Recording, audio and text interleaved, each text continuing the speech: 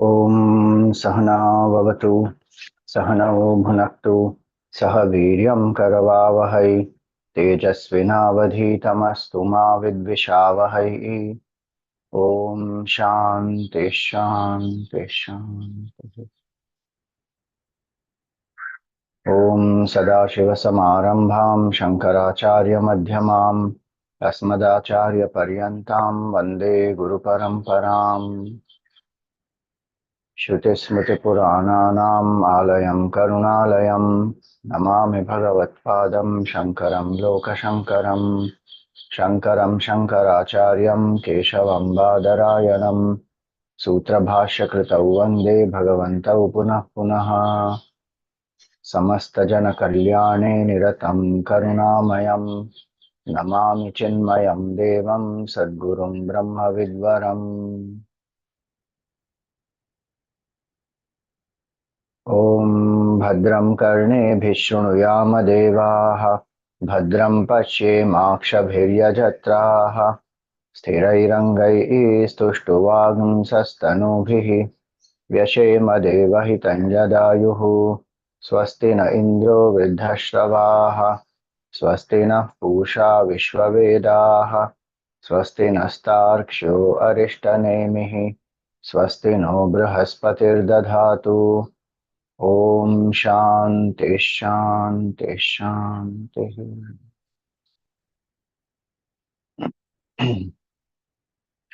Hari Om, salutations to all. So we were on the third mantra of Kaivalya Upanishad. The disciple Ashvalayana Rishi went to Bhagavan Brahmaji and asked for the supreme knowledge of Brahman. And Brahmaji said, Shraddha Bhakti Dhyana Yoga Davaihi. Know this through Shraddha Bhakti and Dhyana Yoga. And having said that, in the next mantra, the third one, is where he says, Na karmana, na prajaya, na dhanena, neither by work, nor by progeny, nor by wealth, amritatva manashuhu, can one attain this supreme state of immortality. Then how will one attain? Tyage naike, only through tyaga. Amritatva manashuhu. Parena nakam, it is beyond the heaven, in your own heart, nihitam guhayam, vibhrajate, it shines. Yatayo vishanti, and these great seekers, they enter into that state. How? That comes in the next mantra. So here we had seen three aspects, na karmana, na prajaya and dhanena. So these three aspects are generally what we strive for in the world. We want happiness, we want success. It is through these three aspects, that through praja, through dhana, through progeny, through work, we want to attain success, fame, happiness, everything. That is actually the path of acquiring, what we call as pravritti marg. And so here it says that this pravritti marg will not work. Na karmana, na prajaya, na dhanena. Why? Because we saw in detail, so I'm not going into those details now. Work will produce limited results, and anything that is limited will not give us infinite happiness, the goal that we seek. Praja is everything on whom one depends, everything which depends on oneself. And dhana is everything on which one depends. So praja and dhana, again, progeny required for a certain continuation of the lineage, etc., but cannot give happiness in terms of the eternal happiness. And even dhana, wealth, can give some functional convenience in the world, but immortality one cannot attain through that. And so, how will one attain? Tyage naike, only through tyaga. So, tyage naike expression has two meanings. Tyaga, through tyaga, some rare individual attains because not everybody is ready to do tyaga. To let go is most difficult. Actually, it is very easy. To hold this continuously takes a lot of effort, but to put it down, easy. Example has a limitation because when here it will pain when we hold on, and so we immediately easily put it down. But mentally, what we are clinging on to, even though sometimes it is painful, attachments bring sorrow, but our identity comes from that, from our attachment to the body, mind, intellect, or to the people we love, or to the things that we have. And we are deriving our sense of self-worth, identity, all from that. And so to drop that, even the pleasures that we get is from all those attachments. And so to drop that appears very difficult. And so he says here, tyage naike. Some rare individual who is ready to do this tyaga, that individual attains amritatvam. Second meaning is only through tyaga this can be attained, not through anything else. That's the main meaning actually, because it is in this context, na karmana, na prajaya, na dhanena. By these three one will not attain.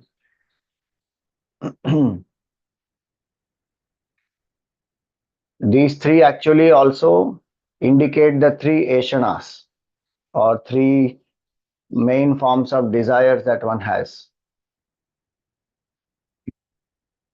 So Vitta Eshana is through Dhana, Putra Eshana is through Praja, and this Loka Eshana is through Karma. And so we find here that neither through either of these one will not attain, then only through Tyaga one will attain. So Tyagena Ike, that's the only means, Eka.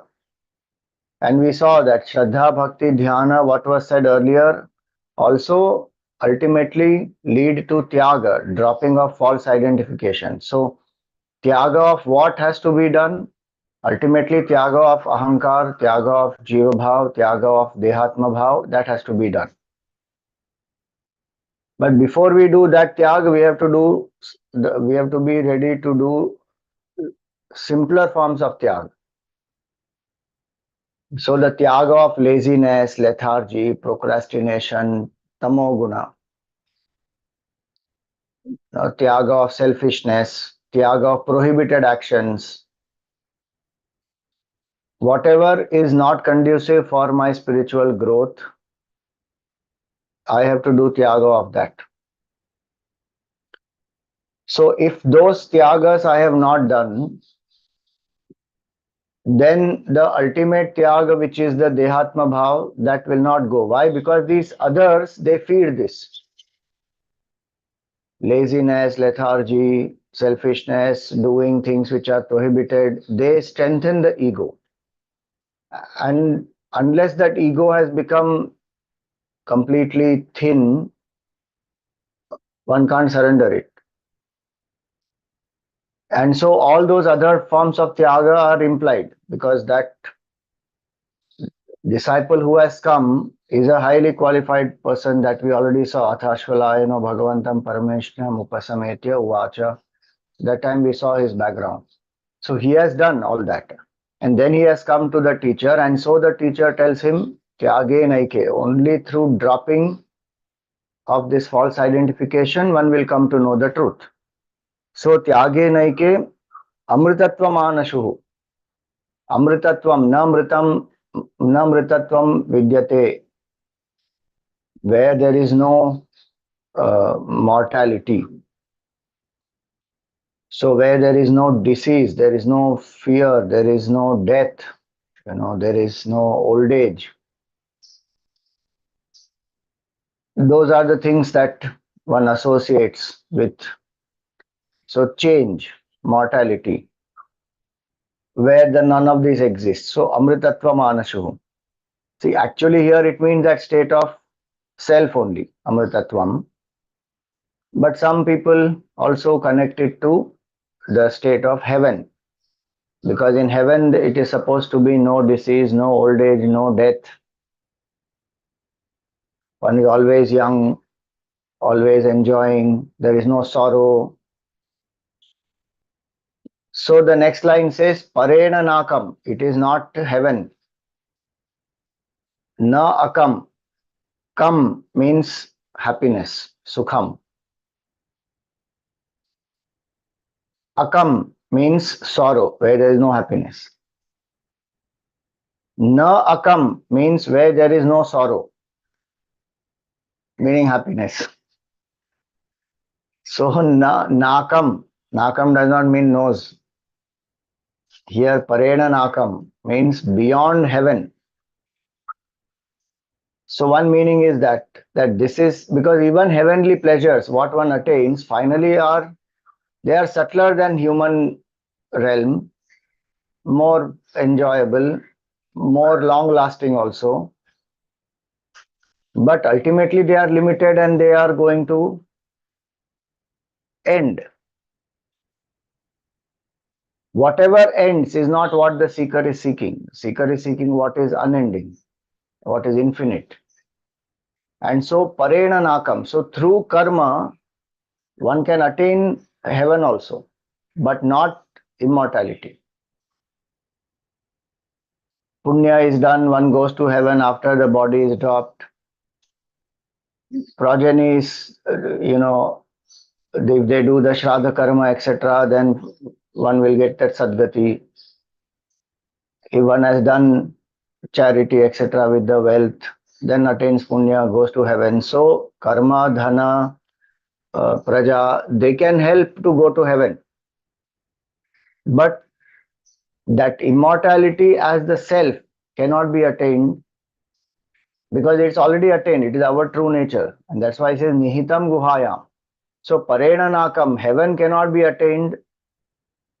Immortality cannot be attained. One can attain heaven through these three: karma, praja, and dhana.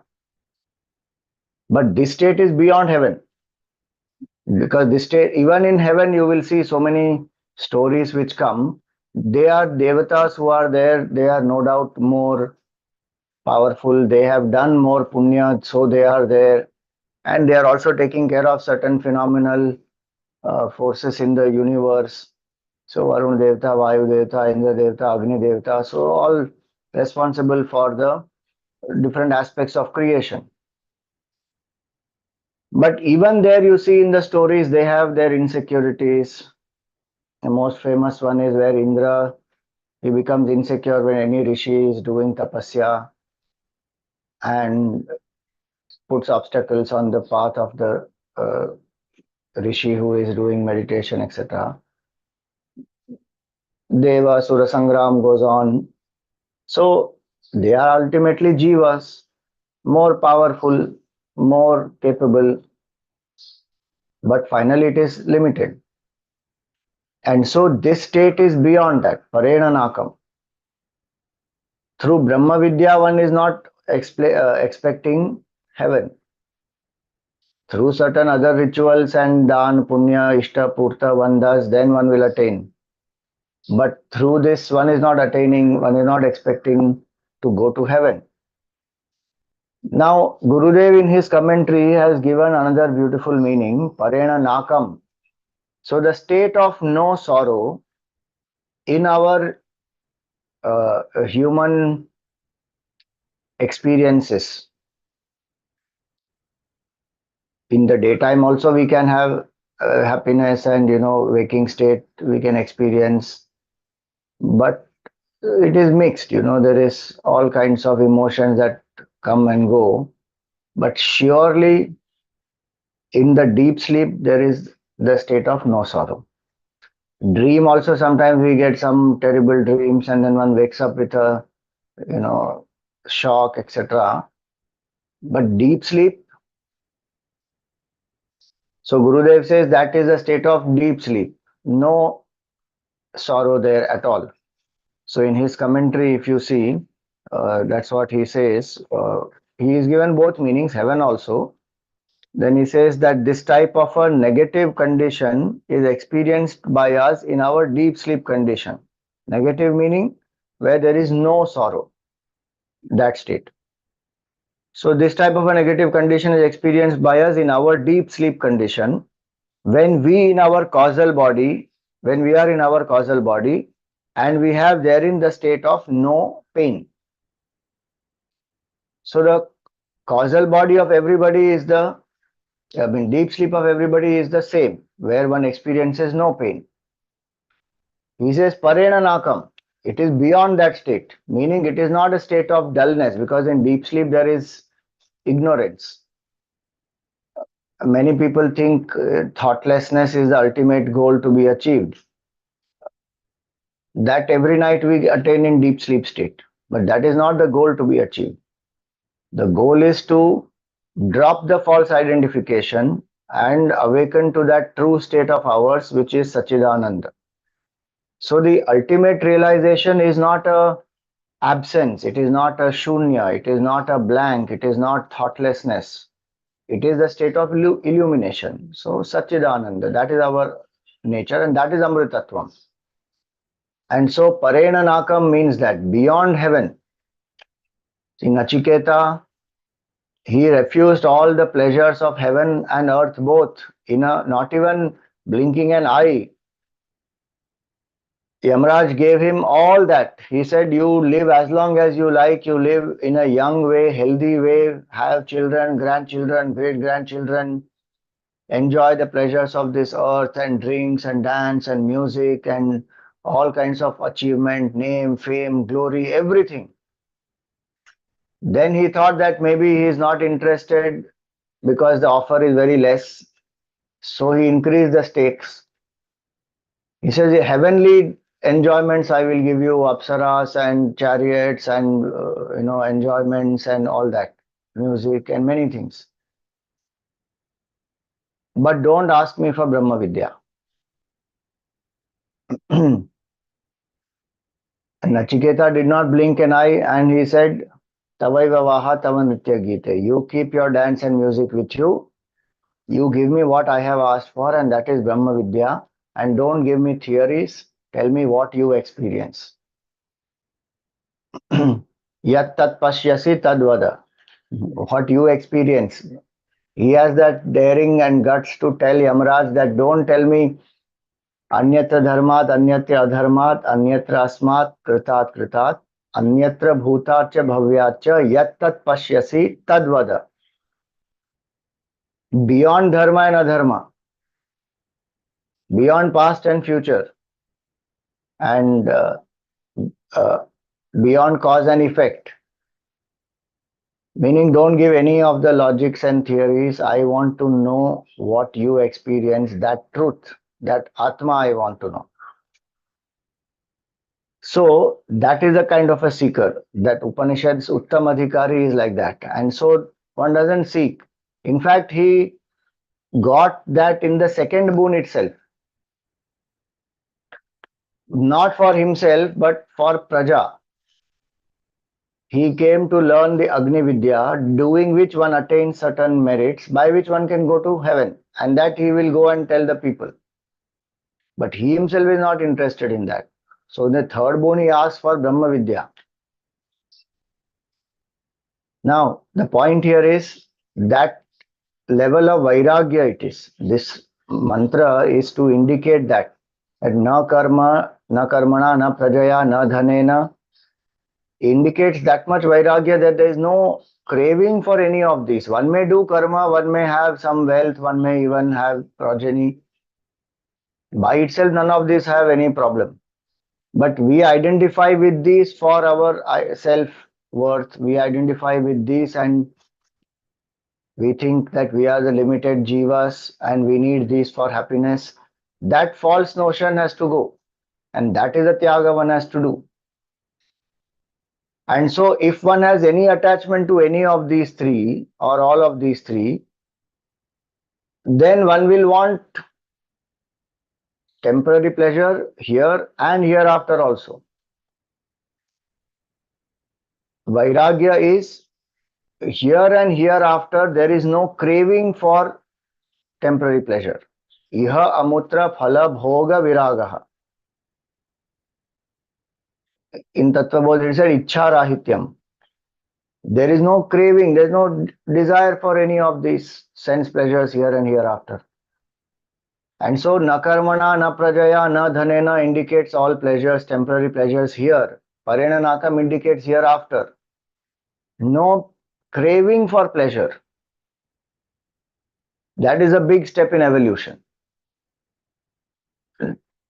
If it comes, one enjoys, but one is not hankering after it, one is not planning for it, because ultimately everything, if you see, revolves around that enjoyment only.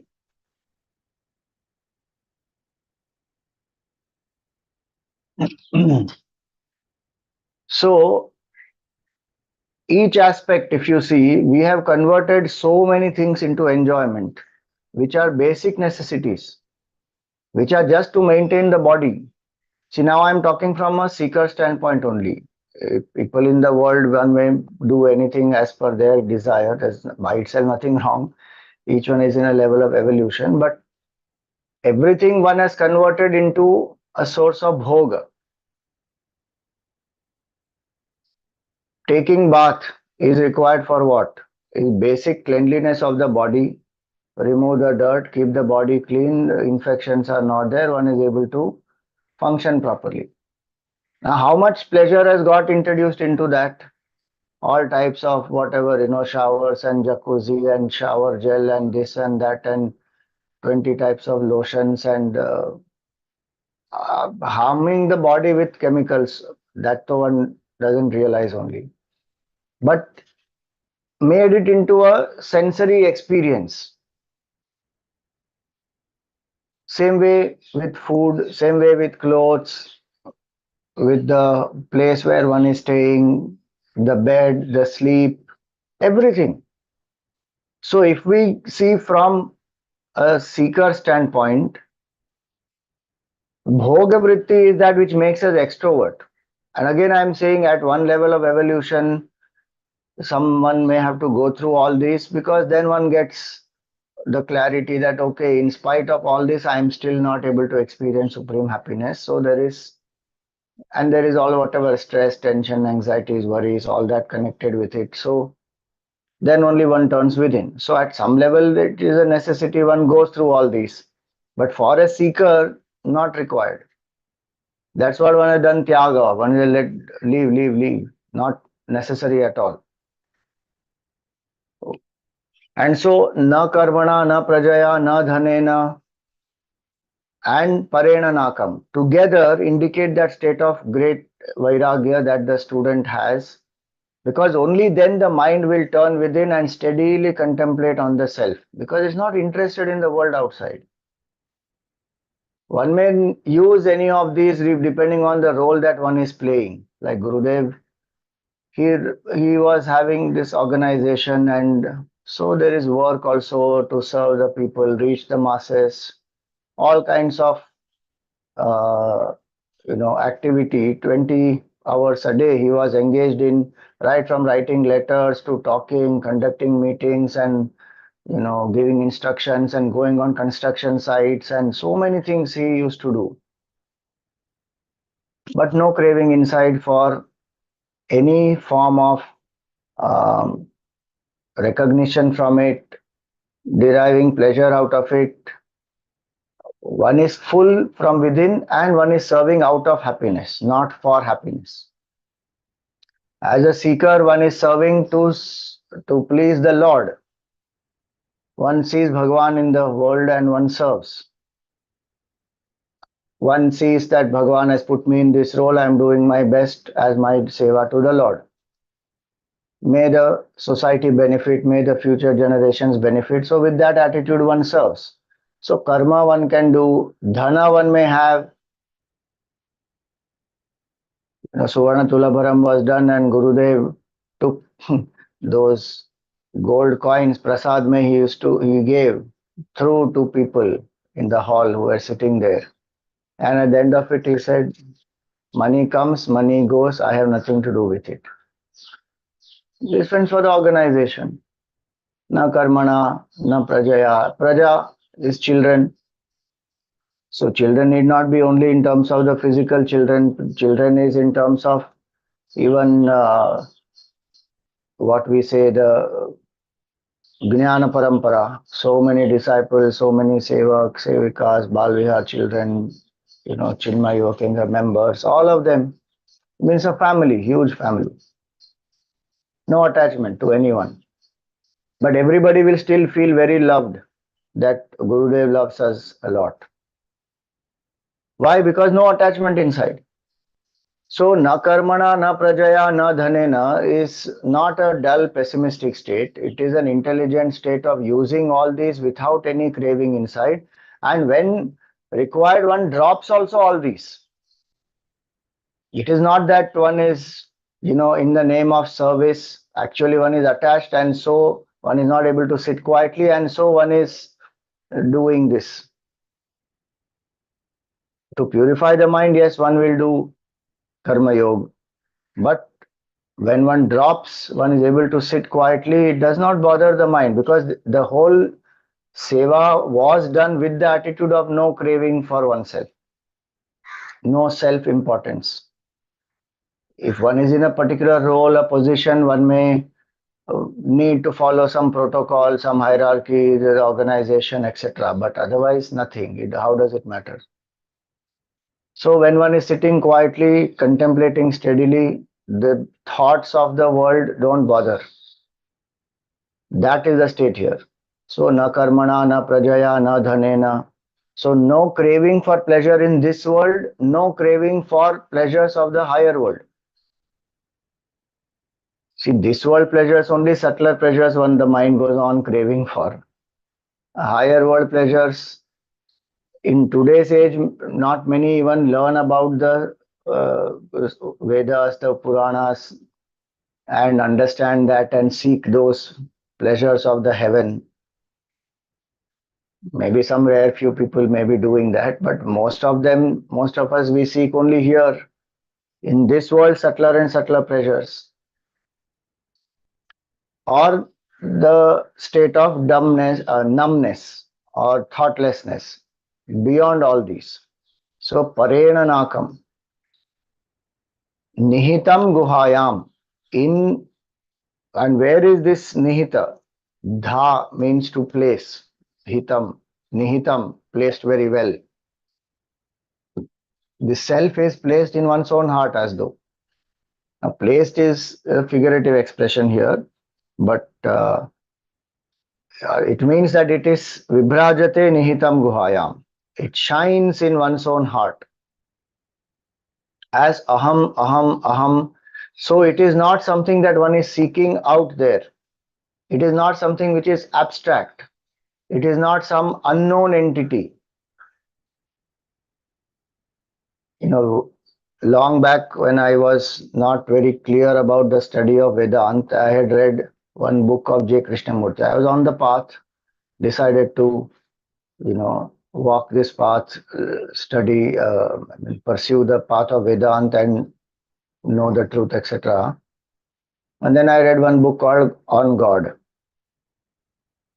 The first chapter in that, if you read, it is very confusing. Because suddenly one will feel that, am I seeking something that is unknown? How can I seek what is unknown? Very confused one I got.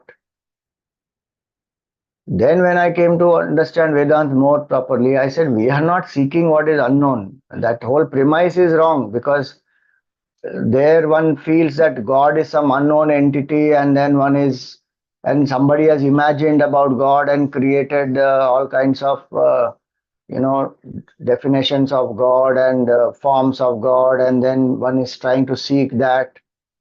And how can you seek what is unknown?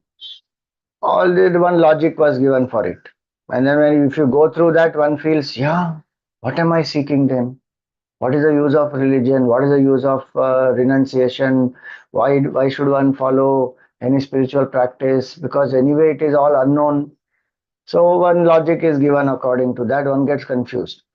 We are not seeking what is unknown. We are seeking what is our true self. Just that we have forgotten that. And it is every moment there. It is not something abstract. Aham is in every experience. Right now it is there. Without that, this experience only will not happen. That is the core. Nihitam guhayam means that that is the core. Without that, with aham vritti is not there. If aham is not there, real I is not there, this anubhav of the world also will not happen. The waking, dream, deep sleep, none of that will happen. We can't experience any of that without the presence of that infinite consciousness. So it is here and now. Nihitam guhayam vibhrajate. It is shining. Aham, aham, aham. That is the, I mean, that is again language expression, aham, aham, aham, and we indicate all that. But it is a continuous presence. It is not something zero. It is not something which is out there. It is not something to be attained. It is here and now. Every single moment, one can just anchor in that and know that I am that. Nihitam guhayam vibhrajate. So why it is a guha only?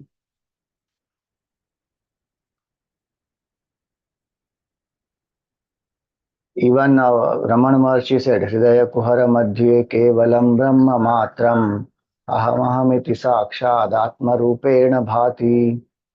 Hridaya Kuhara Madhye, in the cave of the heart, in the middle of that. Upanishads also explain, give that same analogy. Cave, Buddhi Guha, the cave of the intellect. So Gurudev says cave of the heart here when he says Nihitam Guhayam. So one meaning is the heart is the core of our personality. And so when the heart of a seeker is filled with humane qualities, with love, with compassion, with purity, etc., which is given by the word uh, Nitam Guhayam, next line, next shloka it comes, Shuddha Sattvaha. So when that heart has become purified, is filled with devotion, with compassion, with love, with vairagya, all these qualities, then here and now one comes to recognize that Atma. So cave means that. Another meaning he gives of the word cave is, according to the Upanishadic lore, in the cave of the heart is the seat of the intellect, and the rishis continue to explain that in the cave of the intellect is the seat of the self. When we are inside a cave, we all know that all around and about us, it is nothing but the cave. In philosophy, heart means the humane qualities of love, tenderness, mercy, etc. A seeker must first develop all those human qualities of the heart, and then his intellect can apprehend the very consciousness which illumines all thoughts as the very self. Remember, every science has its own vocabulary, and the rishis of old brought into their subjective science of life the lyricism of their poetic minds. That which shines, vibhrajate, in the cave of the heart, transcending even the state of no sleep, is the plane of God consciousness into which the seekers readily enter. Yatayaha means yatnam karoti, one who does yatnam, effort, who puts efforts. And yati also means one who lives in self control. So, who has learned to withdraw the attention. In the world, Pravritti Marg, acquiring is required more and more and more. And the glory of a person is measured by the world through the number of acquisitions and the things that one has. But in the spiritual realm, it is by the ability to drop, to let go, and to withdraw and stay quiet. Contemplate. Quiet doesn't mean thoughtless. Withdraw from the world outside and contemplate. So, yati means that who can put efforts in the world outside to serve, to purify the mind, to do the sadhana, and also withdraw the mind and be steady in contemplation where the mind is just not bothered about anything. Once one is sitting for contemplation, nothing, no craving, no restlessness, no extrovertedness. One revels in the joy within. That is a yati. So, vibhrajate yad yatayo vishanti. And they enter into that state, meaning, so why entry? So, enter into that state, meaning, see, when the mind is externalized through the senses, it has gone out. So, one withdraws, and what Ramana Maharshi used to say, that you abide in the heart. Manaha swasthata. Hrit manaha swasthata. The mind must abide into the heart. Swamiji, we thought mind and heart is the same, and intellect and head is the same. Now suddenly you are saying mind has to abide in the heart. See, that sense of individuality must lose itself and abide as the Atma. That is called mind abiding in the heart. The mind is not, the individuality is no more there then. It does not, crave for anything. It is staying as the self, pure I, aham.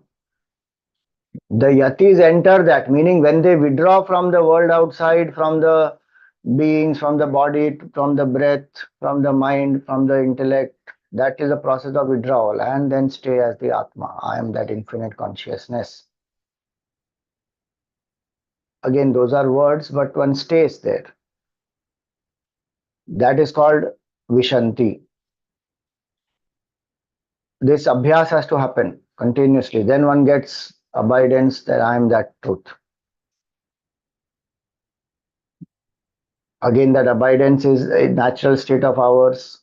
The practice only destroys false identification. So, tyage naike, what was said, that will happen. We let go false identification when we learn to withdraw, and then that person who continuously does this sadhana of nididhyasan, even when one comes out in the world, deep down one knows I am Brahman. All this is illusory. None of this is real.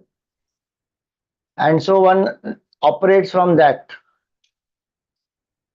So then there is no question of, getting disturbed and all that. One enters into that state, comes out, serves, again enters, this practice goes on till one gets nishtha. Then one is established.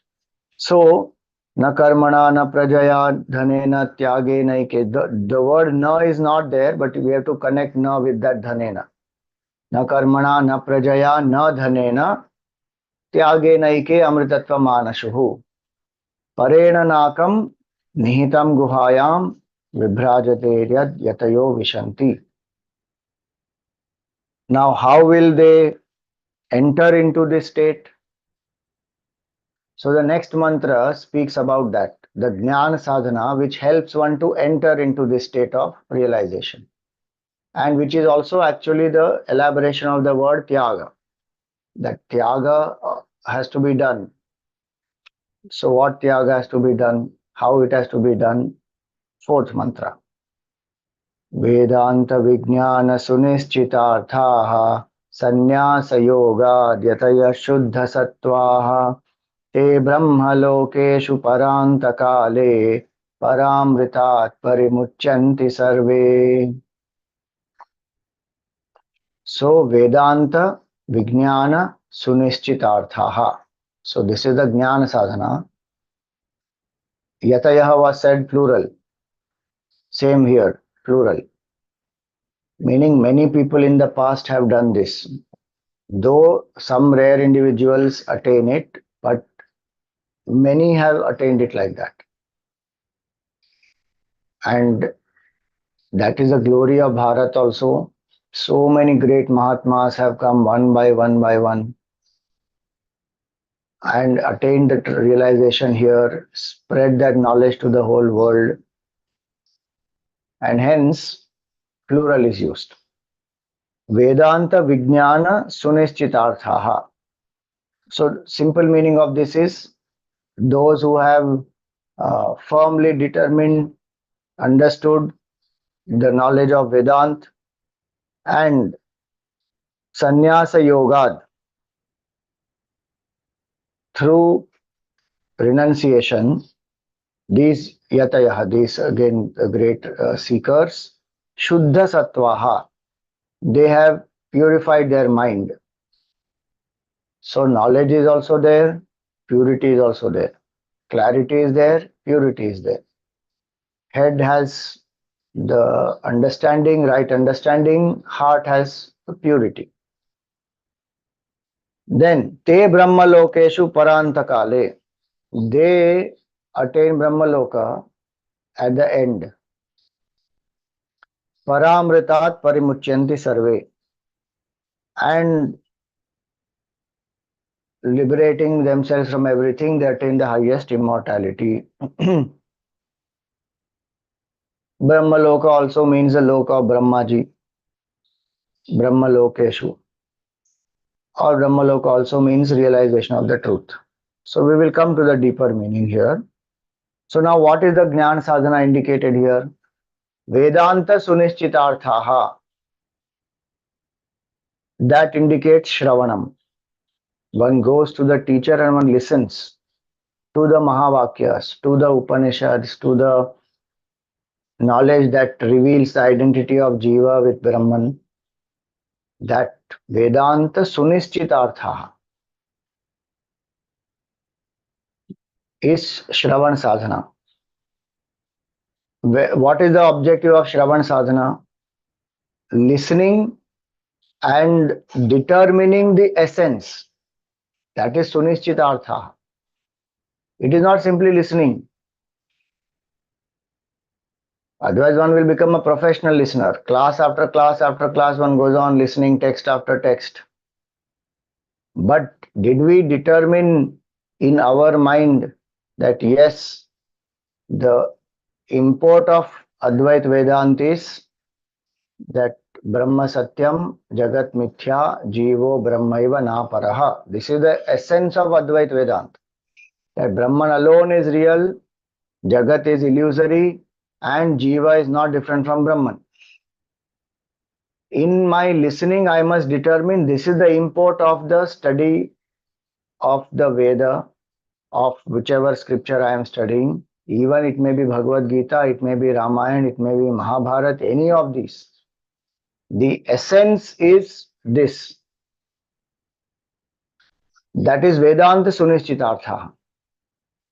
Vedanta does not mean only studying the end portion of the Veda. Vedanta is the philosophy which explains the oneness. Advait Vedanta is what we are speaking of here. Vedanta Vijnan. So Vedanta Sunishchitartha is Shravanam. And that is the definition that Swami Sadanandji gives in Vedanta Sar also, where he says Shravanam Nama Tatparya Avadharanam. Ashesha Vedantanam Tatparya Avadharanam. I am giving it in a short, is a long definition of all so many scriptural books which are there, to determine that after studying all these, that the ultimate essence is Jiva and Brahman are one. That Tatparya Avadharanam is Shravanam. So Vedanta Sunishchitartha means that. And one should listen to gain that clarity. That's the first step. If one has purified the mind, if Shuddha Sattva, etc. is there, then instantly one will realize the truth. Through Shravanam itself, one will realize the truth. One doesn't need anything more. But those type of adhikaris are very less. Rare ones are such great adhikaris who are absolutely pure in mind and instantly they realize the truth. For others, the two other steps are required, which is mananam and nididhyasana. So manan sadhana is vijnana sunischitartha. First is to determine the essence of the scripture is that yes, Jiva and Brahman are one. That's the essence of the scripture. Brahman alone is real, world is illusory, Jiva and Brahman are one.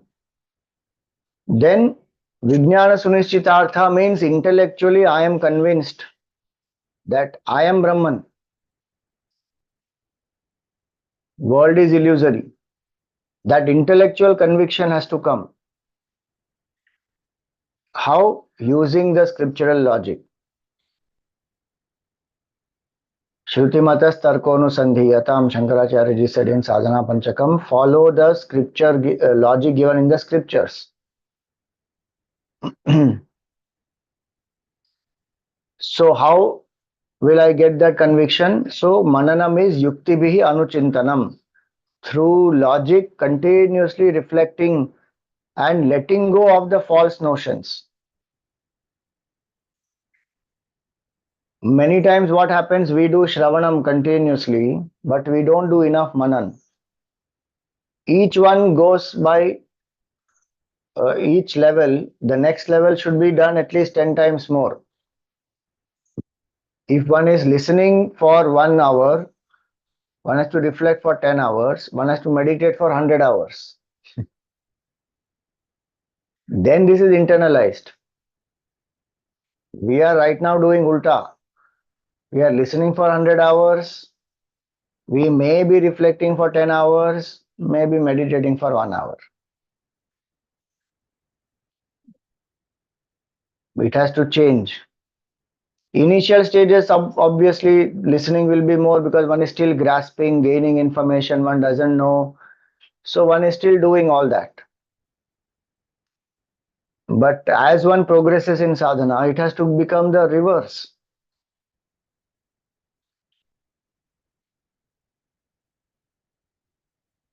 Again and again, if I am going on listening, sometimes that listening becomes an escape from reflection and meditation.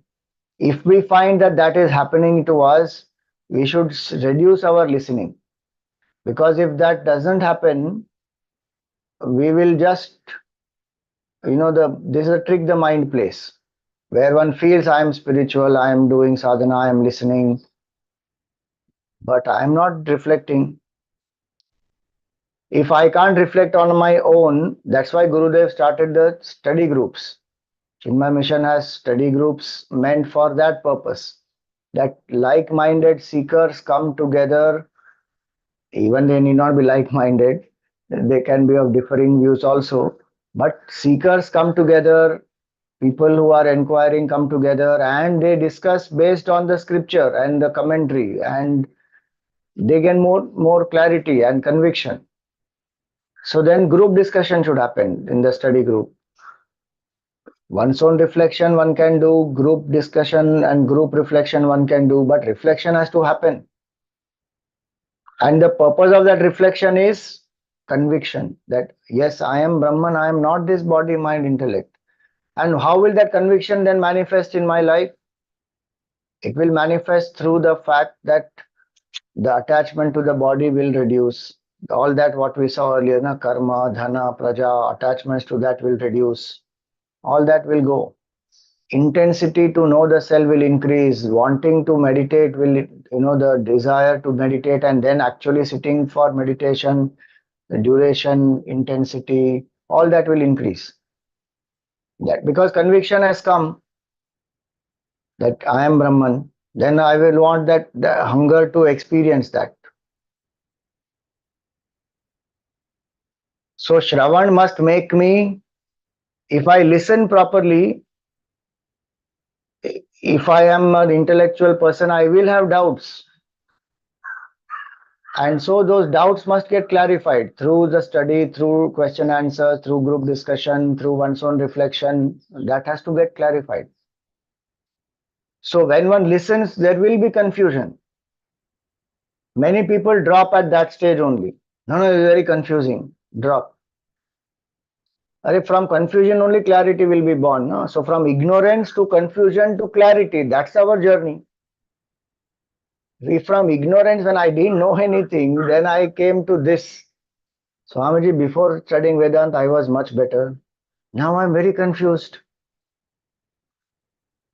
That also be possible because we read too many other things and all kinds of philosophies, and we are into many. Uh, if one is studying Vedanta, one should study one and then follow that.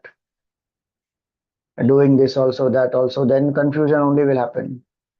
So from ignorance to confusion. But that confusion to clarity is the journey. Ignorance is bliss. If somebody says, Guruji always says, ignorance is not bliss, it is blisters. Ignorance is what causes us all kinds of sorrows and troubles.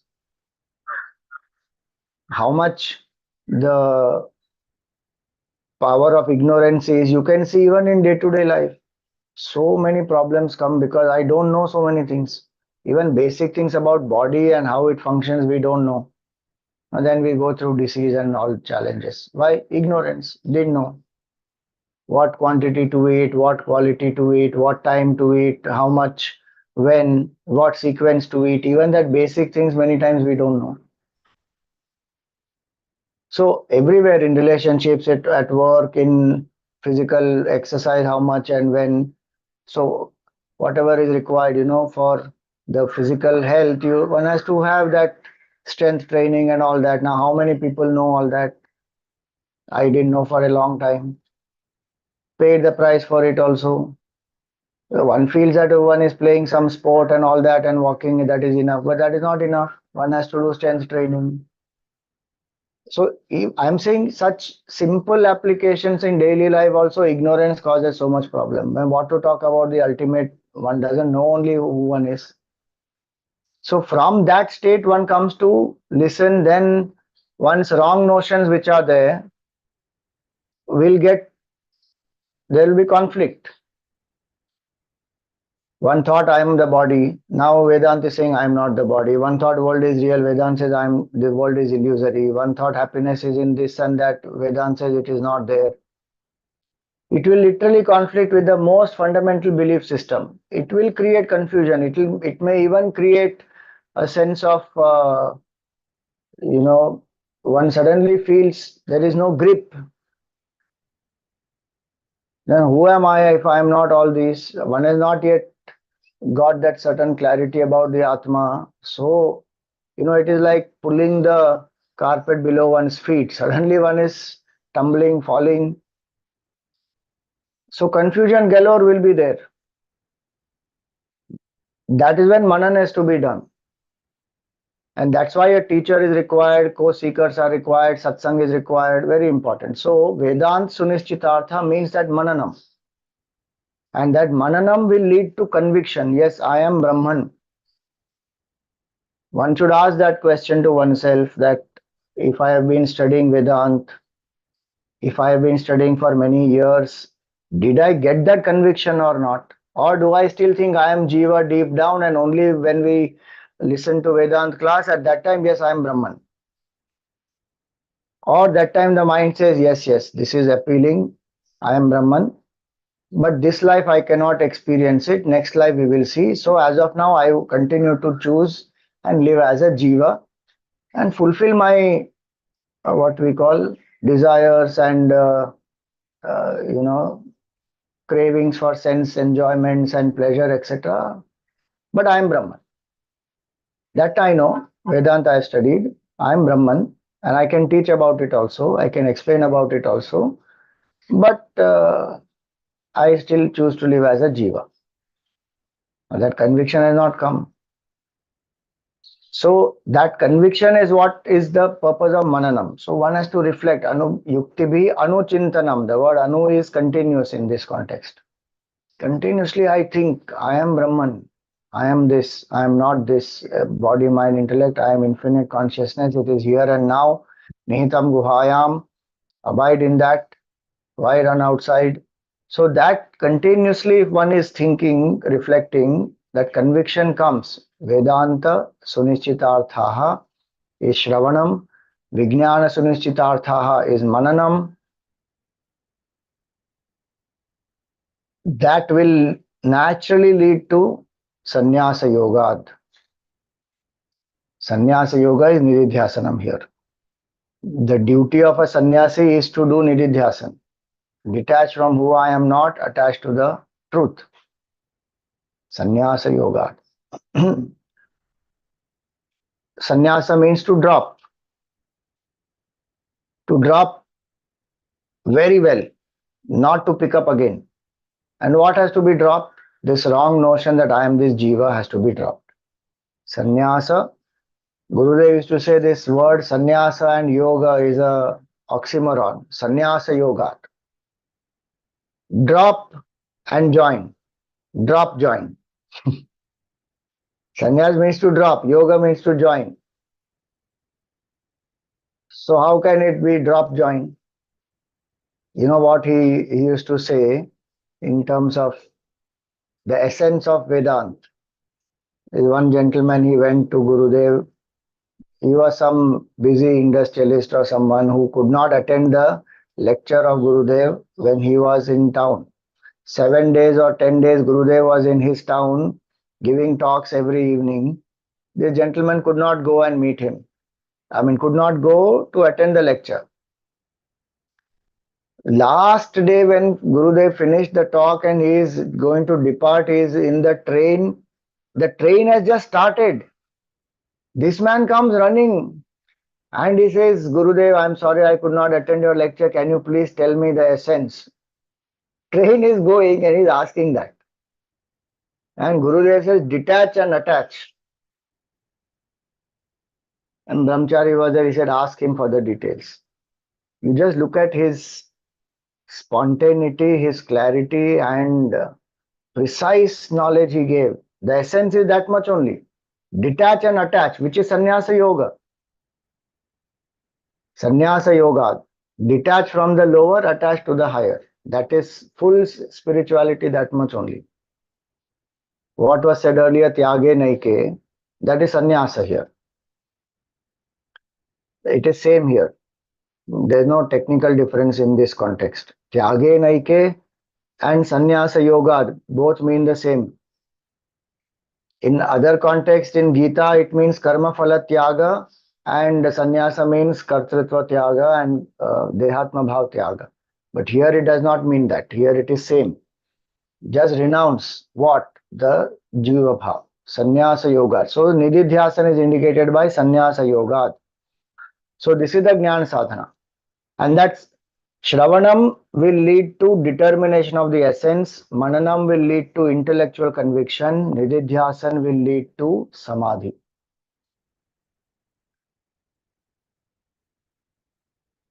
Anavarata Anuchintanam, that is this Sajatiya Vritti Pravaha, sorry. Towards Advitiya Vastuni Sajatiya Vritti Pravaha. Meaning the same flow of thoughts, no distractions in the mind towards that Brahman. When one is meditating, contemplating, one says, Asangoham, Asangoham, Asangoham, I am detached, I am detached, I am detached. Puna Puna. Again and again one is doing that. That is dropping who I am not, sannyasa. And yoga is Satchidananda Rupoham, Aham Eva, Aham Avyayaha. I am that infinite consciousness, which is of the nature of Sat, Chit, Anand, and I alone am. There is, and I am that imperishable, unchanging truth. That is yoga, connecting. So detached from who I am not, attached to who I am I. Steadily, when one does that, it will lead to absorption in the state of samadhi. So Nididhyasan will lead to Savikalpa Samadhi, that will lead to Nirvikalpa Samadhi. Nirvikalpa Samadhi Abhyas will destroy all the Atma Bhav. One will attain the supreme state. abidance, Atmanishtha. Now, this is the journey. This is how one will know the truth. So, yatayah shuddha sattvaha, those who have purified their mind, whose mind is shuddha sattva, meaning freed from selfishness and greed and laziness, lethargy, rajas and tamas is absolutely minimized. Minimized in the sense only what bare necessities it is required for, it is there. Like tamas is required for resting, for sleep. Rajas is required to do some basic daily maintenance of the body, etc. But beyond that, nothing. Mind lives in sattva guna, purity of the mind. Such yatis, through this sadhana of Shravan, Manan, Nididhyasan, attain the truth. Now, te Brahma Lokeshu Parantakale. They attain the supreme state of Brahman. Parantakala there means the end of the ego.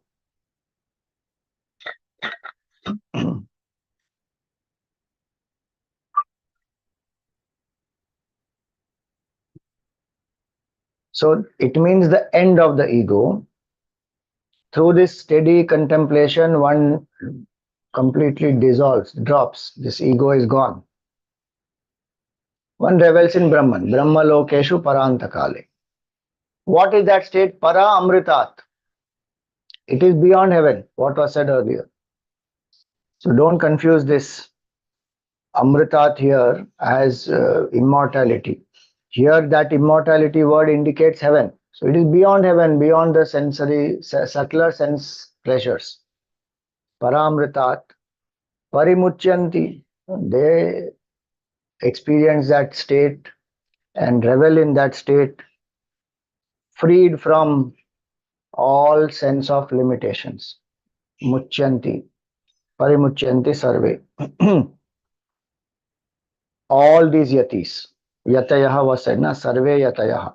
All these yatis who have this sattvic mind, who follow this jnana sadhana of Shravan, Manan, Nididhyasan, they realize, be freed, revel in the state of Brahman. Now the process is very long. Sometimes one life is not enough. Then what happens? If they have had that level of vairagya, what we spoke earlier, if all those cravings are not there for karma, praja, dhana, for swarga, none of that is there.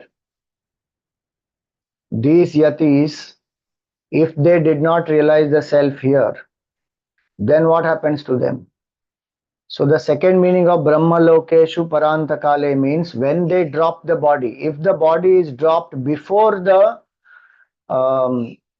realization happens, abidance in the Atma happens, then what will happen? They don't have vasanas, they don't have cravings, so they will not come back to this world. They don't go to Swarga.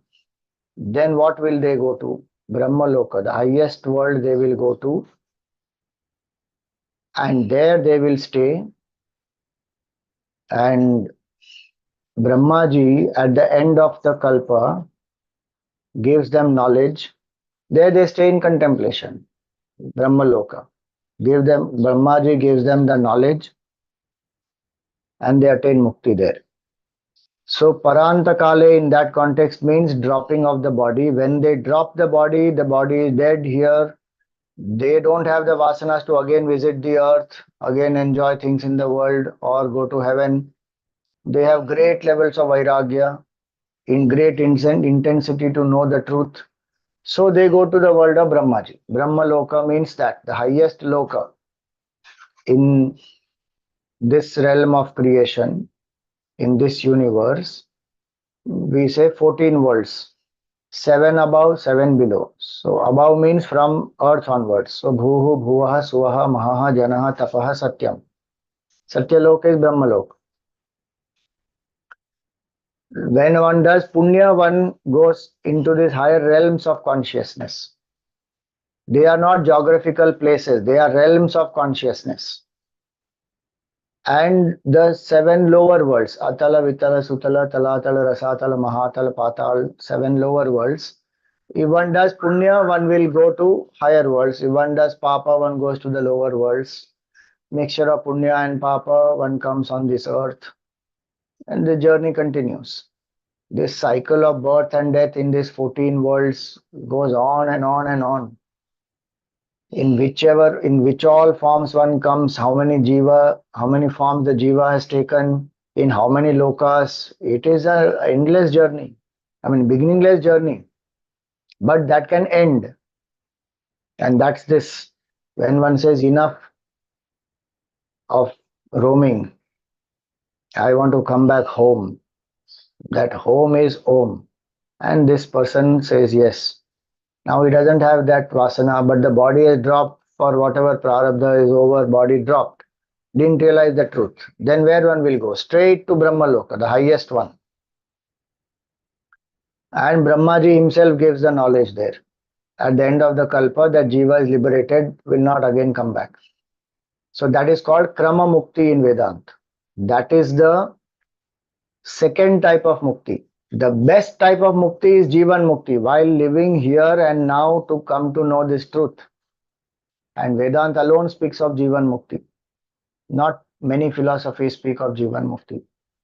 Even in Sanatan Hindu Dharma, many of them speak of Mukti after death and different types of Mukti also. Salokya, Sarupya. So you go in the same world as your Ishtadevata, Salokya Mukti.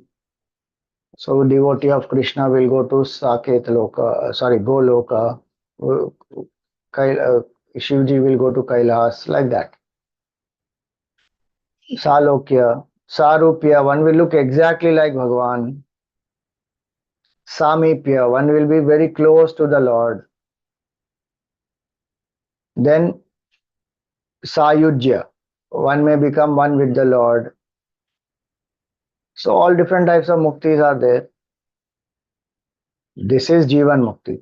Realize here and now, that's the best form of Mukti, Vedanta says. And the purpose of study of Vedanta and Veda is also this only. To realize the truth here and now, having got a human birth.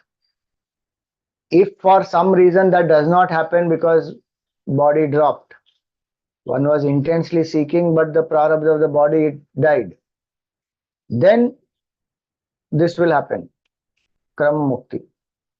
So ideally the student of Vedanta doesn't seek Krama Mukti. The student of Vedanta seeks only Jivan Mukti.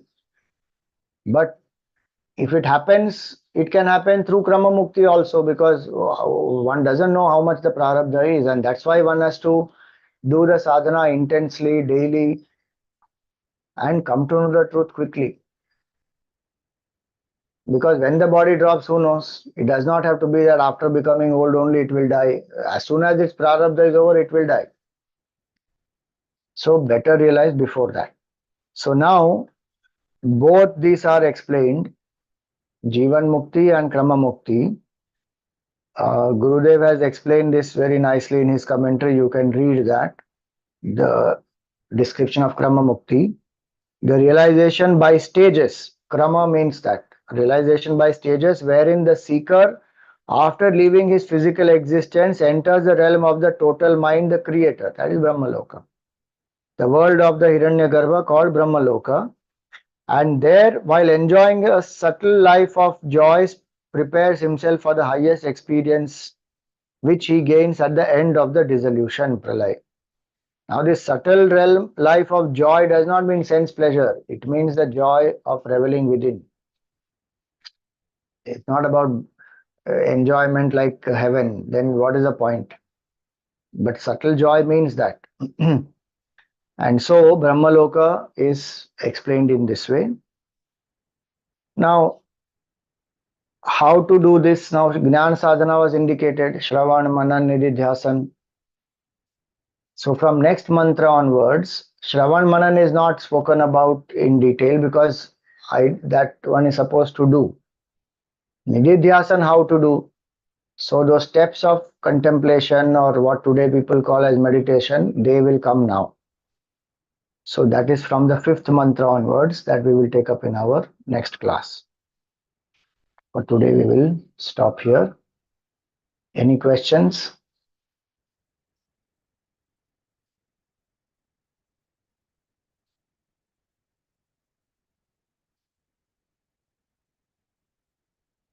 All right. Om Purnamada Purnamidam Purnat Purnamudachyate Purnasya Purnamadaya Purnameva Vashishyate. Om Shanti Shanti Shanti. Harihi Om Shri Gurubhyo Namaha. Harihi Om.